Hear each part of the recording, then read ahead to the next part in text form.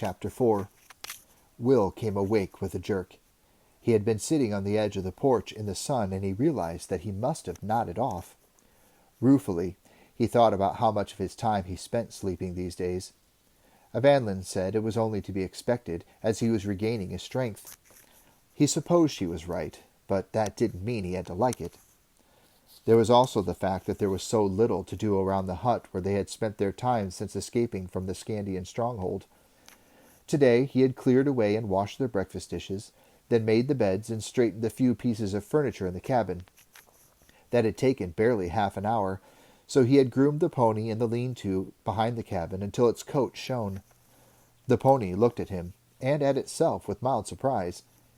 He guessed nobody had ever spent so much care on its appearance in the past. After that, Will had wandered aimlessly around the cabin and the small clearing, inspecting those patches where the damp brown grass was beginning to show through the snow cover. He had idly considered making some more snares, then discarded the idea. They had more than they needed already. Feeling bored and useless, he had sat down on the porch to wait for Evangeline's return. At some stage he must have nodded off, affected by the warmth of the sun. That warmth was long gone now, he realized.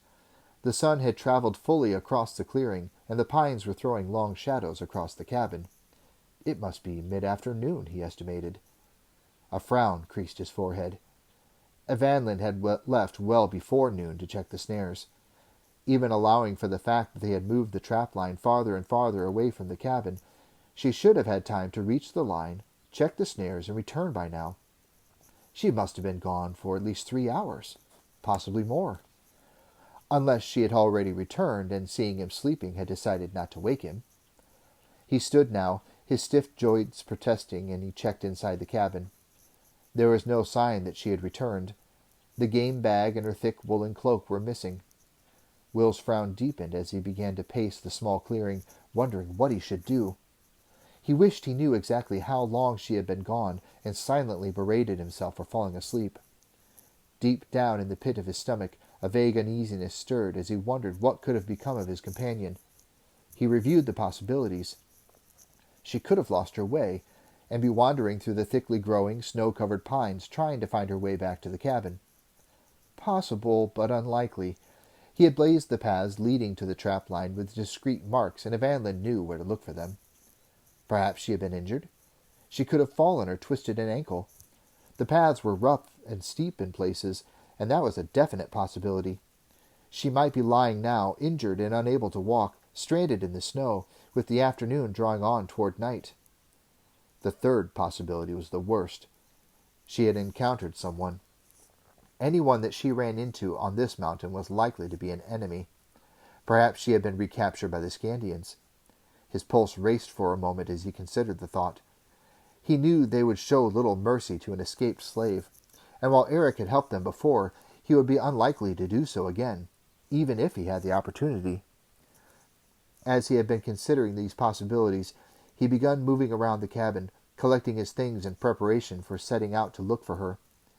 He had filled one of their water skins from the bucket of creek water that he brought to the cabin each day, and crammed a few pieces of cold meat into a carry sack. He laced on his thick walking boots, winding the thongs rapidly around his legs, almost up to the knee, and unhooked his sheepskin vest from the peg behind the door. On the whole, he thought, the second possibility was the most likely. The chances were that Evangeline was injured somewhere, unable to walk. The chance that she might have been retaken by the Skandians was very slim indeed, he realized. It was still too early in the season for people to be moving around the mountain. The only reason for doing so would be to hunt game, and it was still too scarce to be worth the trouble of fighting through the thick drifts of snow that blocked the way in so many parts of the mountain. No, on the whole, it was most likely that Evangeline was safe, but incapacitated, which meant his next logical move would be to put a bridle and saddle on the pony and lead him along as he tracked her, so that she could ride back to the cabin once he found her.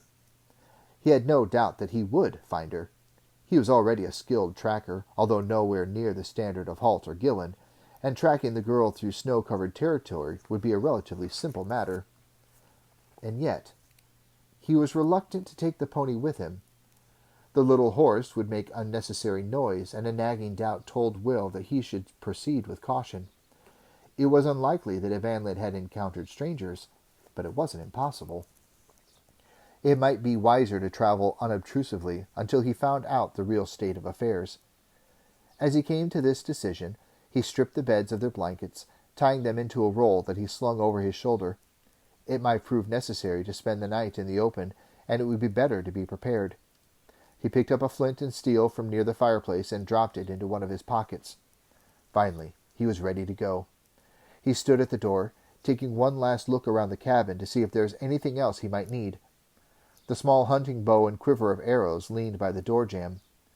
On an impulse, he picked them up, slinging the quiver across his back with the roll of blankets. Then another thought struck him, and he crossed back to the fireplace, selecting a half-burned stick from the ashes. On the outside of the door, he printed in crude letters, "Looking for you. Wait here."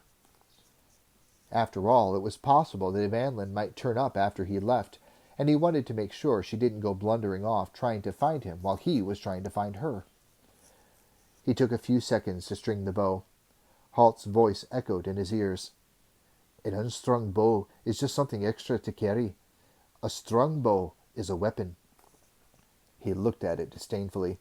It wasn't much of a weapon, he thought, but he had the small knife in his belt, and that was all he had. He moved to the edge of the clearing, picking up the trail of Evanlin's footprints in the snow. They were blurred after a morning of spring sunshine, but they still showed up. Maintaining a steady trot, he moved off into the forest. He followed her trail easily as it wound up into the higher reaches of the mountain. Before too long, his pace had dropped from the steady jog and he was walking, breathing hard as he went. He realized that he was in poor condition. There had been a time when he could have maintained that ground-eating lope for hours. Now, after barely 20 minutes, he was puffing and exhausted. He shook his head in disgust and continued to follow the footprints. Of course, following the trail was made easier by the fact that he already had a good idea of the direction Evanlin had been heading. He had helped her relocate the snares a few days earlier. At that time, he recalled, they had gone at an easier pace, resting frequently so as not to tire him out. Evanlin had been reluctant to allow him to walk so far, but had given in to the inevitable. She had no real idea how to place the snares where they might be of the best chance of trapping a small game. That was one of Will's areas of expertise. He knew how to look for and recognize the small signs that shone where rabbits and birds moved, where they were most likely to poke their unsuspecting heads into the looped snares. It had taken Evanlin about 40 minutes to reach the trapline that morning. Will covered the distance in about an hour and a quarter, stopping more frequently as the time went on to rest and recover his breath. He resented the stops, knowing they were costing him daylight. But there would be no point of pushing himself until he was utterly exhausted. He had to keep himself in condition to give Evanlin any assistance she might need when he found her. The sun had dropped over the crest of the mountain by the time he reached the blazed tree that marked the beginning of the trapline. He touched one hand to the cut bark, then turned to head off the track into the pines when he saw something out of the corner of his eye, something that froze his heart in mid-beat. There was the clear imprint of a horse's hooves in the snow, and the overlay of the tracks Evanlin had left herself. Someone had followed her. Forgetting his weariness, Will ran half-crouching through the thick pines to the spot where the first snare had been laid. The snow there was disturbed and scuffed. He fell to his knees, trying to read the story that was written there. The empty snare first. He could see where Evanlin had reset the noose, something smoothing the snow around it and scattering a few grains of seed. So there had been an animal in the snare when she'd arrived. Then he cast wider, seeing the other set of footprints moving into position behind her as she had knelt, engrossed in the task of resetting the snare, and probably jubilant at the fact that they had caught something. The horse's tracks had stopped some 20 meters away. Obviously, the animal was trained to move silently, much as ranger horses were. He felt an uneasy sense of misgiving at that. He didn't like the idea of an enemy who had those sorts of skills, and by now he knew he was dealing with an enemy of some kind. The signs of the struggle between Evanlin and the enemy were all too clear to his trained eye. He could see almost see the man, he assumed it was a man, moving quietly behind her, grabbing her and dragging her back through the snow. The wild disturbance of the ground showed how Evanlin had kicked and struggled. Then suddenly the struggling had stopped, and 2 shallow furrows in the snow led back to where the horse waited. Her heels, he realized, as her unconscious body had been dragged away. Unconscious? Or dead, he thought, and a chill hand seized his heart at the thought. Then he shook it away determinedly.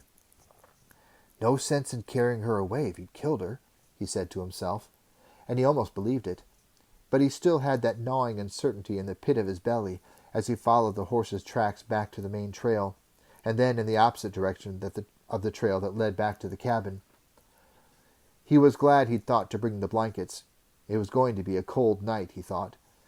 He was also glad that he thought to bring the bow, although he found himself wishing he still had the powerful recurve bow that he had lost at the bridge in Celtica. It was a far superior weapon to the low-powered Skandian hunting bow, and he had the uncomfortable certainty that he was going to need a weapon in the very near future.